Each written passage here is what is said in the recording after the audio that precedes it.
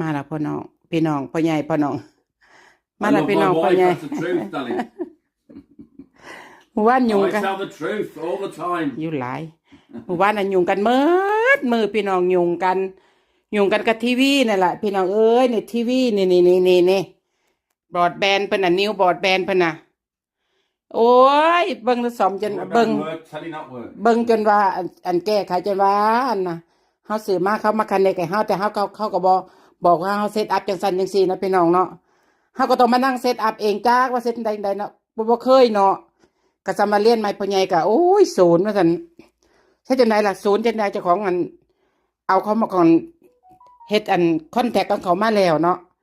ทั้ง2 ปีเพิ่นน่ะสิคืนเขาก็สิจ้องจ่ายเดือนละ60 ปอนด์ไปซื่อๆบ่